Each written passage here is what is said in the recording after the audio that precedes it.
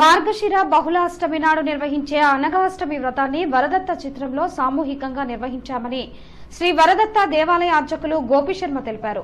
వరంగల్ నగరంలోని ములుగు రోడ్లో గల శ్రీ వరదత్త క్షేత్రంలో మార్గశిర బహుళాష్టమిని పురస్కరించుకుని సామూహిక అనగాష్టమి వ్రతాన్ని నిర్వహించారు. ఆనాడు మహాభారతంలో శ్రీకృష్ణుడు అరణ్యవాసంలో ఉన్న పాండవులచే అనగాష్టమి వ్రతం నిర్వహించారని, అనగాష్టమి వ్రతం నిర్వహిస్తే సకల శుభాలు కలుగుతాయని, కోరిన కోరికలు నెరవేరి ఆయురారోగ్యాలు సిద్ధిస్తాయని అర్చకులు గోపిశర్మ తెలిపారు.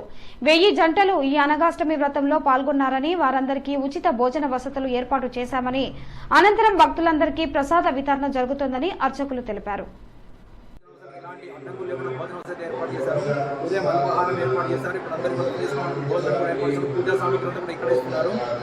రక్త ప్రచారం శ్రీ కుక్కల రాజధర్మ చాలా విశేషంగా వైభవంగా జరుగుతున్నది. ఆశ్రమంలో ఈ రోజు ప్రసాదం చేసుకున్న వాళ్ళకి బాధిక మానసిక దుష్కర్మ పాపండి, ఆగామి సంచిత ప్రాప్తి దుష్కర్మ పాపండి, సకల పాపక్షయములు జరిగి సుఖము ఆనందము శుభము జరుగుతుంది. అనగము అనగా పాపము, ఆ పాపమైన తర్వాత అంతా కూడా శుభమే ఉంటుంది. ప్రతి కుటుంబం కూడా వృద్ధి చెందుతుంది. దేశం సుభిక్షంగా ఉంటుంది. ప్రపంచం అంతా కూడా సుభిక్షంగా ఉంటుంది. ఎలాంటి ఆటంకాలు సంకటాల ఉపాయాలు లేకుండా ప్రతి ఒక్కరు కూడా ధర్మబద్ధమైనటువంటి జీవితం గడుపుతూ దైవచిత్తంలో కూడా చాలా బ్రహ్మాండంగా గడుపుతున్నారు. పిల్లలు అభివృద్ధిలోకి వస్తారు. ఈ వ్రతం చేసుకుంటే చాలా మంచిది. మన ప్రాంతంలో కూడా సత్యనారాయణ కేంద్రాలు చేసుకుంటారు.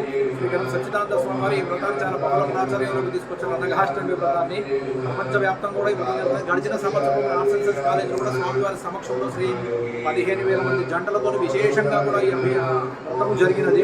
అందరికీ కూడా చాలా సుఖ సంతోషాలు కూడా కలిగినవి. కృతయుగంలో కూడా శ్రీరామచంద్రుడి వ్రతం చేసుకుని ద్వాపరయుగంలో శ్రీకృష్ణ పరమాత్ముడు ధర్మరాజు వాళ్ళతో కూడా వ్రతం చేయించారు.